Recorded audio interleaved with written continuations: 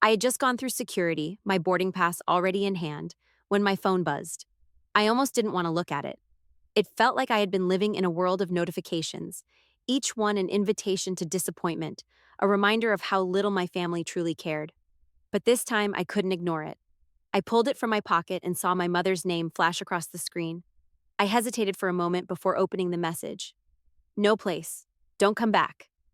That was it. The words were short, blunt, almost cold. I stared at the screen, the words seeming to blur together as I tried to process what I was reading. My hands trembled a little, but it wasn't the kind of trembling that came from anger or hurt. It was more like I was just so tired of it all. The message had come through just moments before I was supposed to board the flight I had meticulously planned. For weeks, I had made every arrangement for this trip, a rare chance to do something for myself. And now this. I had always been the one to give. From my time in the military to all the years I spent supporting my family, I had always been the one who showed up, who gave everything I had, who went above and beyond, no matter what it was, no matter what it cost me. But somewhere along the way, I had realized that it was never enough. I stood there in the middle of the crowded terminal, the weight of the message pressing down on me. I felt strangely hollow, like all the air had been sucked out of the room. This was the same family who had asked for my help countless times, who had leaned on me for everything from financial support to emotional labor. But when it came to me needing something, when it came to me needing them, it was always this: silence, rejection. Don't come back. I thought about calling them, about confronting them right now, about yelling, asking why they had done this, why they had waited until the last minute to tell me that they didn't want me around. But the truth was, I had known for a long time that they never really saw me. They never really cared, not in the way they should have. I could turn around and walk out of this airport. I could board a flight back home and try to fix this. But then I realized something. This wasn't a battle with them anymore. This was a battle with myself. My heart ached, but I knew I had already made my decision. I couldn't keep begging for their love, for their approval. I didn't know what I was searching for anymore, maybe a way to leave it all behind. So I made my choice. I stepped forward, scanning my boarding pass and heading to the gate. There was no turning back now. I was done waiting for them to see me, to value me. I walked through the terminal, past families reuniting, laughing, holding hands, and all I could think about was how hollow it all felt. The contrast between them and me was unbearable. They had everything. They had each other. And here I was, alone. I found my seat on the plane near the window, trying to keep my face neutral. I had been through much worse in my life, but this moment felt different. I didn't expect to feel so small, so invisible. But as I sat there, staring out at the vast stretch of sky before me, I realized something. It didn't matter what they thought anymore. I had to keep moving. So I tightened my grip on the armrest and sat back, the hum of the engines droning out everything else. And for the first time in a long time, I felt like I might actually be free. The plane had just started to taxi down the runway, the heavy hum of the engines vibrating through my bones. I settled into my seat, the seatbelt snug around my waist, but I couldn't shake the weight that still clung to me. The message from my family lingered, its words haunting me in the quiet moments between the rush of the flight. I leaned my head back, trying to block everything out. Maybe the flight would give me the space to breathe, to finally push past all of this. I hadn't been away from home in years. And maybe, just maybe, this trip could be the escape I needed. But then, just as I was starting to close my eyes, the captain's voice came over the intercom. "Good afternoon, ladies and gentlemen. We're about to take off. We've just received word that we have a special guest aboard today. One of our passengers is a retired brigadier general, and we'd like to take a moment to acknowledge her service." My heart stuttered. I wasn't expecting anything like this. The seatbelt light flickered on, and the sound of a few soft murmurs swept across the cabin. But it wasn't until the pilot himself walked out of the cockpit and made his way down the aisle that I understood the gravity of the moment. He stopped a few rows ahead of me and gave a crisp salute, a broad smile on his face. It was clear he was proud. The passengers on either side of me were leaning in, whispering to one another, eyes wide with curiosity. And then he turned toward me. "Brigadier General," he said, his voice loud enough to carry through the cabin. "If you would please come up front, we'd like to properly acknowledge you." For a split second, I froze. There was no time to think, no moment to second guess what was happening. It felt like the world had shifted. The spotlight suddenly trained on me. The last thing I wanted was attention, especially not in front of a plane full of strangers. I could hear the quiet gasps from the people nearby. A few turned around, curiosity written on their faces. I swallowed hard, feeling the eyes of the entire plane on me. But then, something shifted inside me.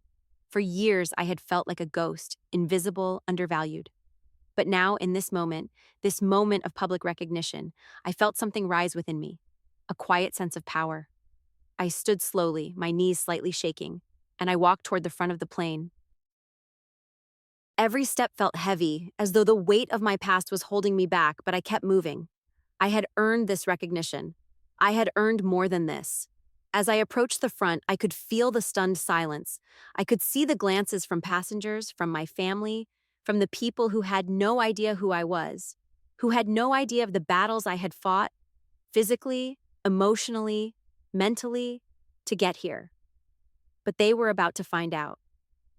When I reached the front, the pilot stepped aside and I took a long breath, standing before the passengers who now saw me, truly saw me, for the first time. I didn't say anything. I didn't need to. The acknowledgement, the respect in their eyes was enough. It wasn't just about me anymore. It was about everything I had sacrificed, everything I had given, all the times I had been overlooked, unseen, and dismissed. I wasn't just a retired military officer. I wasn't just a soldier. I was a woman who had fought for every inch of respect she had earned. And now, for the first time, it was being handed to me. I nodded toward the passengers. There was no applause, no fanfare, but the hushed voices and the way people looked at me felt like their own kind of acknowledgement. I turned and walked back to my seat, the murmurs of recognition following me as I made my way down the aisle. It was a quiet recognition, but it was enough. Enough for me to stand a little taller, enough for me to know that I hadn't been invisible. Not today. I slid back into my seat by the window, the hum of the plane's engines lulling me into a sense of calm. The weight on my chest felt lighter now. For the first time in a long time, I wasn't alone in this journey. I wasn't the outsider, the forgotten one. And as I gazed out the window, the vast expanse of sky stretching out before me, I finally allowed myself to exhale. The seatbelt light flickered off as the plane leveled out, and I let out a breath, sinking further into my seat. The hum of the engines was soothing, but my mind was anything but calm. Instead, it was racing, flipping through old memories, each one like a stone skipping across a still pond. I stared out the window, my thoughts drifting back to when I was a kid. Back then, I had always been the odd one out, the one who never quite fit in, no matter how hard I tried. I remembered the dinners, my parents sitting at the table, my brother laughing loudly about his latest achievement, while I sat quietly, wishing I could disappear into the chair. Mom would barely glance at me, her focus always on him, the golden child, his accomplishments, his school awards, his sports trophies. Everything he did was celebrated with fanfare, while my efforts, no matter how much I pushed, went unnoticed. "You should try harder," my mother would say, her voice always gentle but critical. "Maybe you'd be more like your brother if you just applied yourself." I had tried. God, I had tried. I threw myself into everything, hoping that if I worked hard enough, someone would notice. But they never did. Not really. It was always about him. I shut my eyes for a moment, remembering one of the worst moments. I was 18, standing at the door of our family home, ready to leave. My bags were packed, my heart racing with a mix of excitement and sadness. I knew it was the right decision. I had to leave. I couldn't stay in a place that had never made me feel like I belonged. I heard my mother's voice from behind me, calling my name. "Don't forget to call," she had said. "You can always come home if you change your mind." But I knew that wasn't true. The door was already closing in my heart, and no matter how many times they said I could come back, I knew they didn't really mean it. They didn't care if I left. They never had. I didn't look back. I couldn't.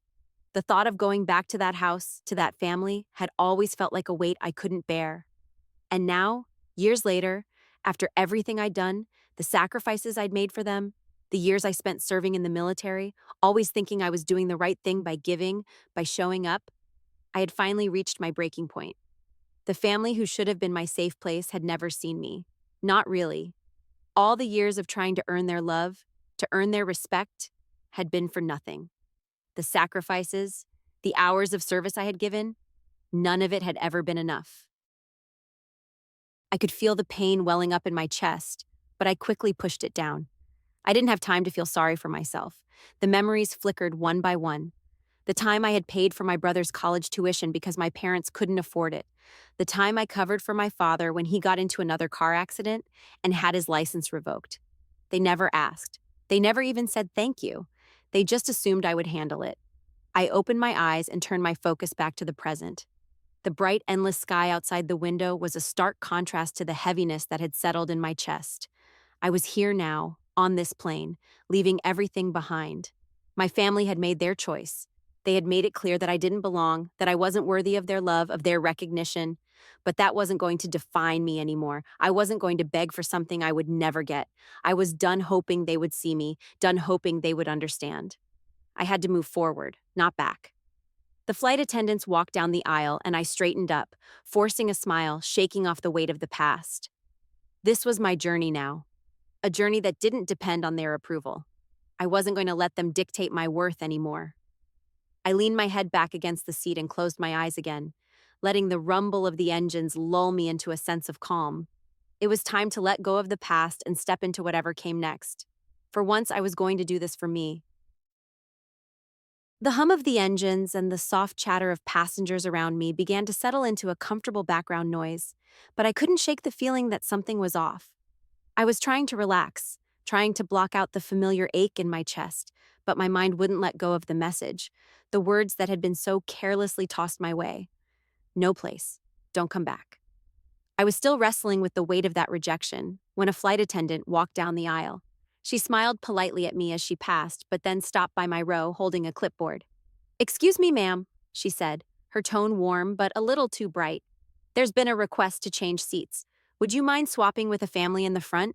I frowned, instinctively shaking my head. My stomach twisted. I hadn't planned on moving, especially not for a family who, in my mind, didn't deserve my help. But before I could protest, the flight attendant offered a quick explanation as if reading my thoughts. "They're hoping to sit together. It's no trouble at all, I promise." I sighed. The thought of being moved, of switching places just to appease someone else was infuriating. But I could feel the eyes of the people around me, the expectation hanging in the air. It wasn't their fault. It wasn't their problem. Reluctantly, I stood up, grabbing my bag. The family she mentioned was already seated, their bright smiles and excited chatter a painful contrast to the bitter taste in my mouth. I didn't look at them as I walked past, but I could feel their gaze on me. The couple, their young kids squirming in their seats, their gazes flicking over me with curiosity, as though they were wondering what was wrong with the woman who had been asked to move.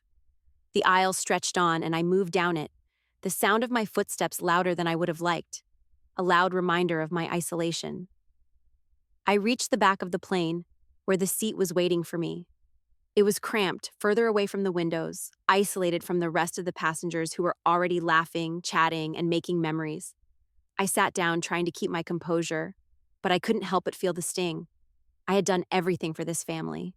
For years, I had been the one they turned to when things got tough. And now, just like that, they had erased me. They had made it clear that I wasn't good enough, that I didn't belong. I glanced back to the family I had just passed. They were settled now, all together, laughing over a shared joke, their hands casually brushing as they exchanged stories about the trip. There was a warmth between them, an intimacy I had longed for, but had never been able to achieve with my own family. The contrast hit me hard. I wasn't part of their circle. I was the outsider, the one who had been pushed out, pushed aside, forgotten. As I sat in the cramped seat at the back of the plane, I couldn't help but feel the weight of the rejection. The small yet constant reminders that no matter how hard I tried, no matter how much I gave, I would always be the one left behind. No confrontation, no angry words, no scenes, just quiet acceptance of what they thought of me. But as the flight continued, I felt something else stir inside me, something unfamiliar. The weight of their cruelty was still there, yes, but so was something else, a strange sense of calm. I wasn't surprised. I hadn't expected anything else. In a way, I had prepared myself for it. They had rejected me, and I had let it happen because I had thought for so long that I needed them to see me, to approve of me. But I didn't need them. I didn't need their approval, their acknowledgement. I didn't need them to tell me I was worthy. And as I settled into my seat, the sky outside growing darker with the descent into the clouds, I realized that this wasn't just about them. It was about me, about finding my own worth, independent of their acceptance. I had been living for them, sacrificing for them, bending over backwards to fit into their world, their expectations. But not anymore. Not this time. The realization hit me like a quiet wave. I could finally let go of the need to be seen, to be validated by people who would never truly see me. I was enough, and it felt like freedom. The plane's wheels touched the ground with a soft jolt, and I breathed in deep, feeling the weight of the moment sink in. This was the first step. The first real step toward walking away from the family who had never truly been mine. And as the seatbelt light flashed on and the passengers began to stir, I held my head a little higher. No more looking back. This journey wasn't about them anymore. It was about me. The cabin began to stir as the plane descended, passengers adjusting their seats, fastening seatbelts, and gathering their belongings. I kept my eyes fixed on the window, watching the city below become clearer as we approached our destination. It was strange how everything felt both completely foreign and yet completely familiar. I had been so focused on my own thoughts, the betrayal, the rejection, that I hadn't even noticed the young woman sitting beside me until she spoke. "Is this your first time flying this route?" she asked, her voice soft but warm. I turned toward her, startled by the question. I hadn't expected anyone to speak to me, especially not in this state of mind. She was in her late 20s, maybe early 30s, with short brown hair and a casual but polished look, jeans and a fitted jacket. She had a friendly smile, but there was something in her eyes that seemed both kind and searching, like she could sense that I wasn't just here for the flight. I nodded, offering a polite smile, trying to pull myself together. "Yeah, it's a bit of a last-minute thing," I said, my voice a little sharper than I intended. She noticed. Her smile faltered, and she glanced down at the seat between us, clearly sensing the discomfort. Then she did something unexpected. She smiled again, gently this time, her eyes softening with understanding. "I get it," she said. "I take it you're going somewhere to get away? You don't look like you're on vacation." I was taken aback by her perceptiveness.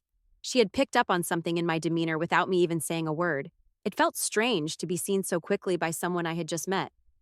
"I guess you could say that," I replied, trying to brush it off with a casual tone. "Just needed a change of scenery, that's all." She nodded slowly, glancing out the window too. "Yeah, sometimes you just need to be somewhere else to reset." I didn't know why, but something about her words struck me. I didn't feel like talking, but her calm presence seemed to pull something out of me. Without thinking, I found myself continuing. "It's hard, you know," I muttered, staring ahead at the back of the seat in front of me. "You try your whole life to do the right thing, to help people, to make a difference, but in the end, you're just invisible. It's like nothing you do ever really matters, not to the people who should care the most." The words left me before I could stop them, spilling out into the air like a dam breaking. I hadn't planned on saying any of this, certainly not to a stranger. But there it was, raw and unfiltered. She didn't react the way I thought she would. She didn't brush it off or give me that look that people give when they don't know what to say. Instead, she just nodded, quietly processing. Then, to my surprise, she spoke again. "Sometimes the people who should care, they don't even see us. Not for who we really are," she said, her voice thoughtful, almost distant, like she was pulling from her own experience. "It's like they expect something from us, our time, our energy, our support, without ever giving anything back. And when we stop, when we finally say no," she shook her head slightly, her lips pressing into a tight line, "they act like we're the ones in the wrong." I looked at her, surprised. For a moment, it felt like I wasn't the only one carrying this weight. Like she understood in some way what it was like to be expected to give everything, to be drained by people who never really saw you. "You get it, don't you?" I said, the words slipping out before I could stop them. It was a question I hadn't even realized I was asking, but somehow I knew the answer before she responded. She met my gaze, her eyes clear and steady. "I do," she said simply. "It's like they see us as tools, as something they can use to make their lives easier, and when we finally stop, when we stop playing the role they want us to play, they act like we've betrayed them." I let out a bitter laugh, almost to myself. "It's funny.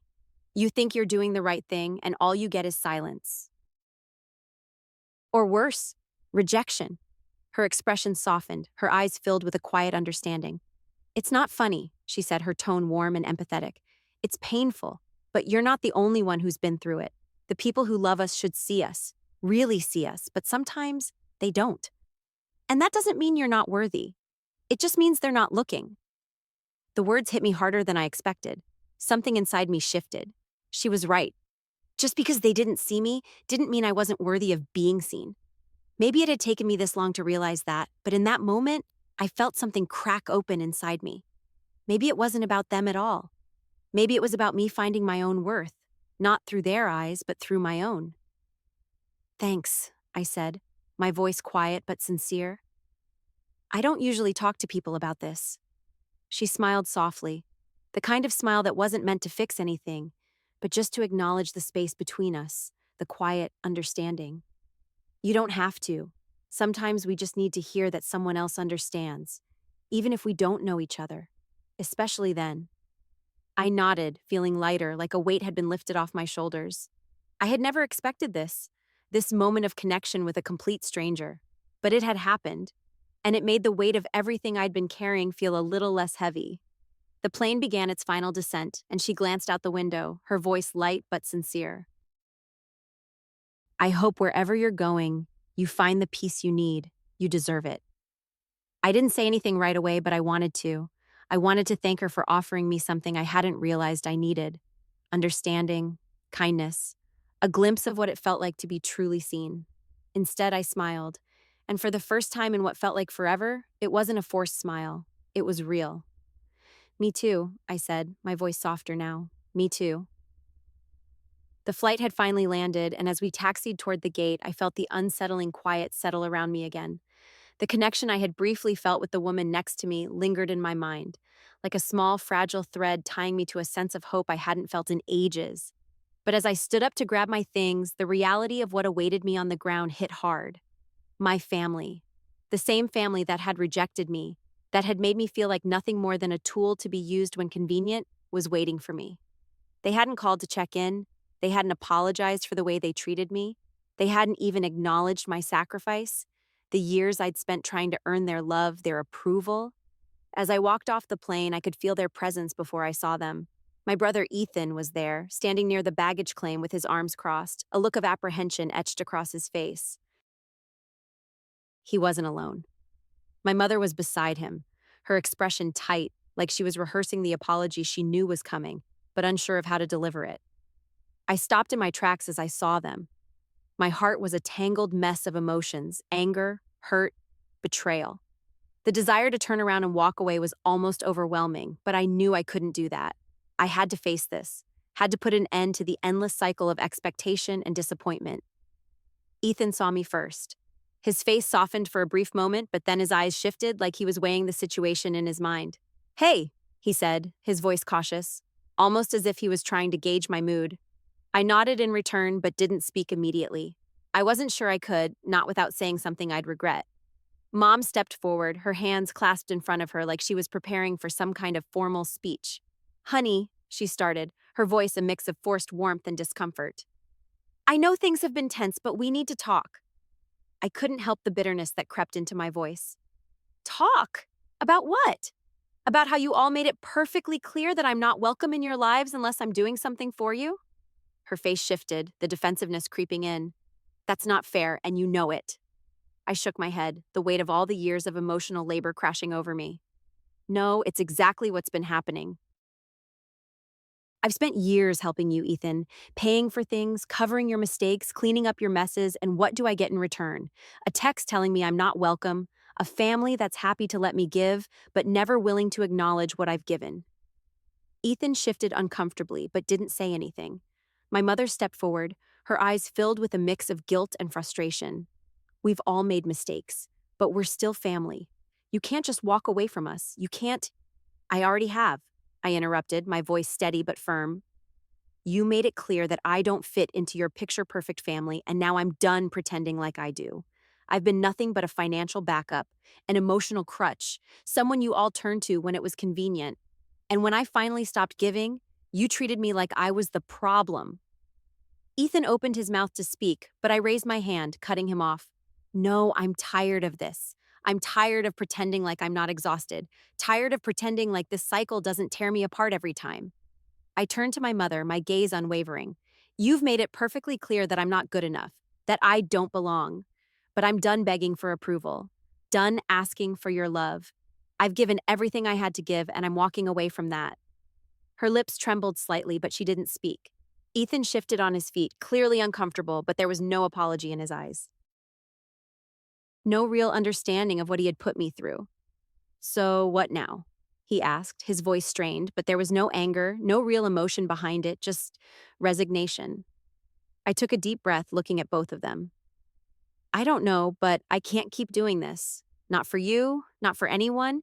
If you want to keep pretending everything is fine, then you can do it without me. The silence hung between us, thick and heavy. I could see it in my mother's eyes, the regret, the recognition that she had pushed me too far. But it was too late. The damage had been done. I've done all I can for this family, I continued, the words slipping out before I could stop them. And for the first time in my life, I'm choosing myself. You'll figure it out, you always do. And with that, I turned and walked away. I didn't look back. Not this time. I didn't need to see their faces, their guilt, their disappointment.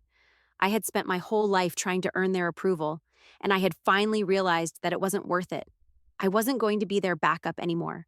I wasn't going to be the one who always had to give. I was walking away from the people who never truly saw me. And for the first time in a long time, I felt free. I left the baggage claim area, my footsteps slow, deliberate.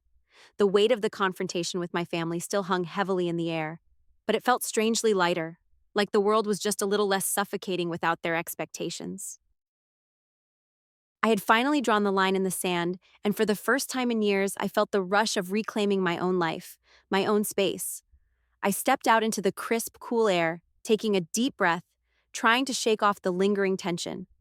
I had no idea what I was going to do next, but for the first time in a long time, it felt like the future was wide open. I just needed time to think, to process everything that had happened, everything I had walked away from. I started to make my way to the taxi stand, but then something caught my eye. A man standing near the curb, looking slightly out of place. He was dressed casually, a little scruffy, like he had just finished a long day, but his presence was calm, steady. And something about his posture, the way he stood there, caught my attention.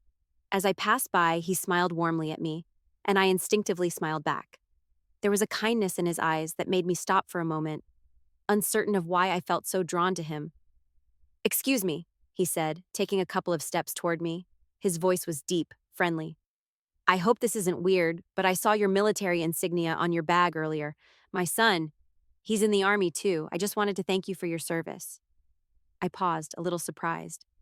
"Thank you," I said, somewhat taken aback. "But I'm retired now." His face softened, his smile sincere. "Even more reason to thank you. My son's been through some rough stuff, and when I heard you were a veteran, it just made me want to say something." I blinked, my chest tightening unexpectedly. I had heard the gratitude before, of course.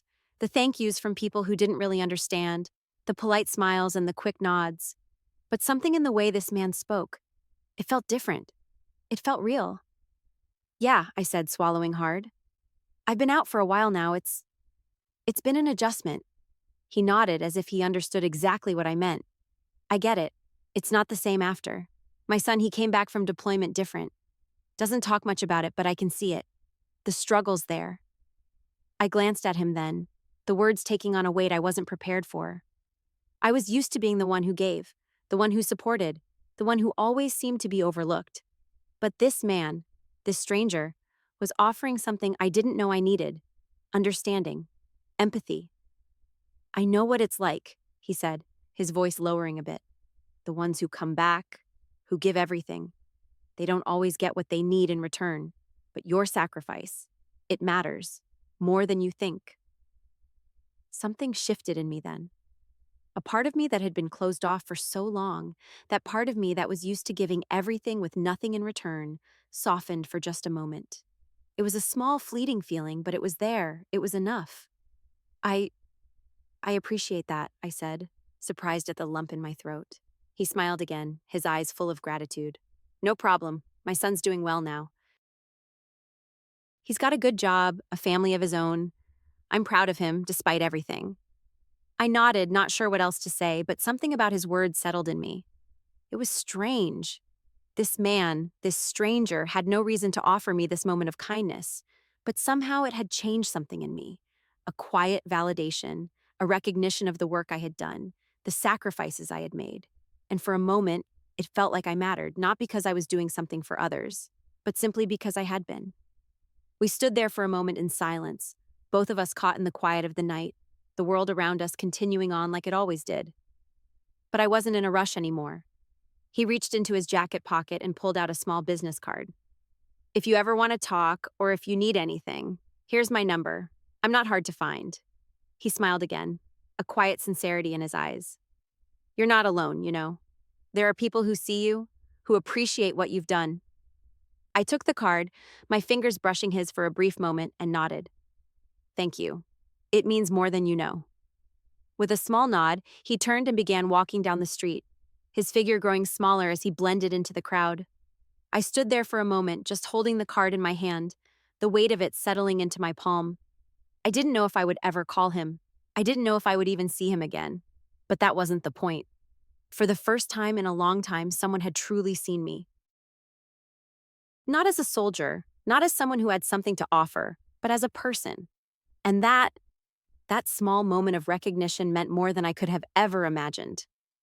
I looked down at the card in my hand, my fingers still curled around it. Maybe I didn't need to seek validation from my family anymore. Maybe, just maybe, there were other ways to find peace. Ways that didn't rely on the ones who had always overlooked me. I smiled to myself, slipping the card into my pocket.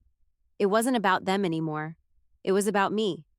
And for the first time in a long time, I felt like I was finally starting to see myself.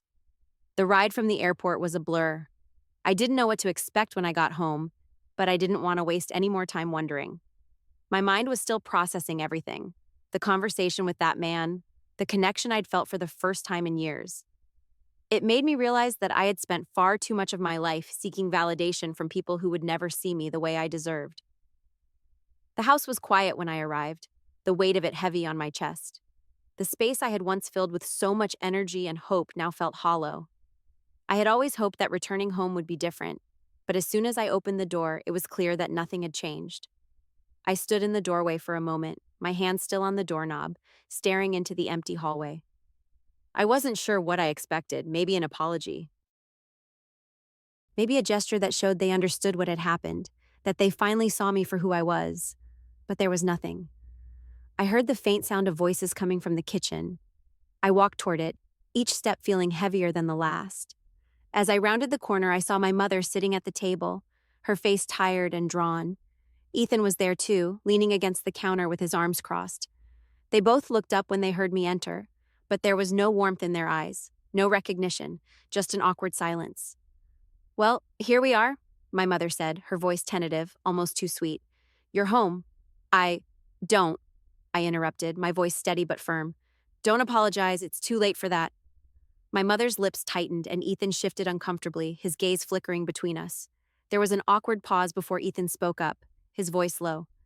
Look, I know things have been messed up, but Mom's been… He stopped, clearly not knowing how to finish that sentence. I've been thinking, and maybe we should try to fix this. We can start over. Start over? I let out a soft, bitter laugh. You want to start over after everything, after you all pushed me aside like I was nothing but a paycheck? Ethan's face hardened, but I could see the discomfort in his eyes. He didn't have the answers, and he knew it. My mother reached for a glass of water, her fingers trembling slightly. You have every right to be angry, but you don't have to keep punishing us for this.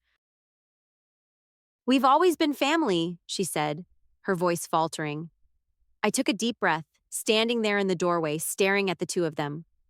Family, I repeated softly. What does that even mean anymore?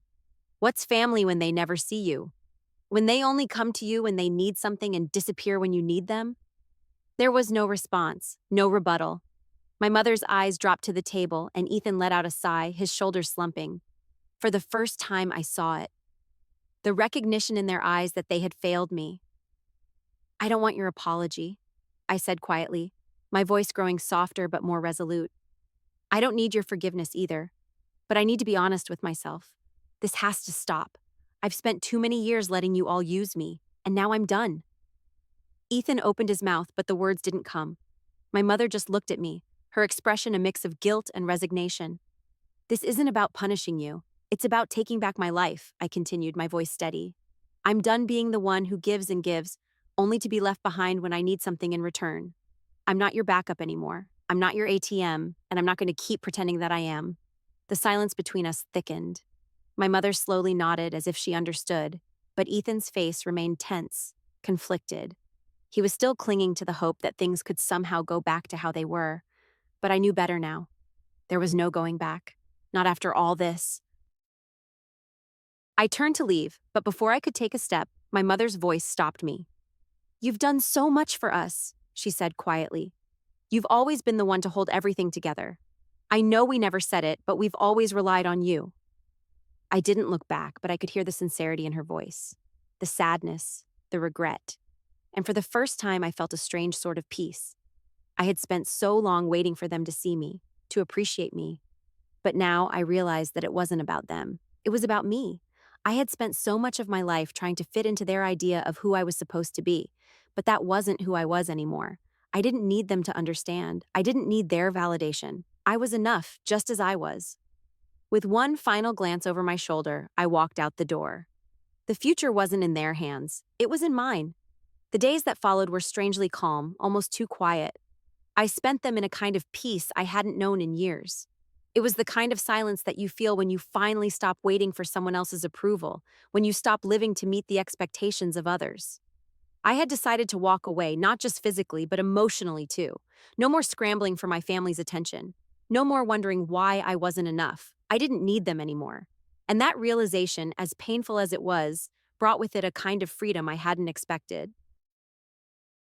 One morning, after a long, reflective night, I walked into the airport to catch my connecting flight. The long corridors were familiar, but today they felt different, lighter. I wasn't rushing anymore. I wasn't being pulled in every direction by the weight of what my family expected of me. As I passed through the terminal, I noticed a group of young cadets standing near the gate. They were dressed in their crisp uniforms, chatting quietly, their faces filled with that mix of youthful determination and uncertainty that reminded me so much of myself when I was their age. I couldn't help it. I stopped for a moment and watched them, a quiet smile tugging at my lips. I could remember the first time I put on my uniform, the weight of it both heavy and full of purpose. I remembered how it felt to walk into a room with the sense that I mattered, that the work I was doing had meaning, that I was part of something bigger than myself. I turned to leave, but then one of the cadets, a young man with bright eyes and a fresh, confident smile, caught my attention. He walked over to me and without any hesitation extended his hand. "Excuse me, ma'am," he said, his voice respectful but warm. "I just wanted to thank you for your service. It's an honor to meet someone with your experience." I blinked, momentarily taken aback. I hadn't expected anything like this. No speeches, no applause, just simple recognition. For a moment, I was speechless, and then it hit me. This was what I had been looking for.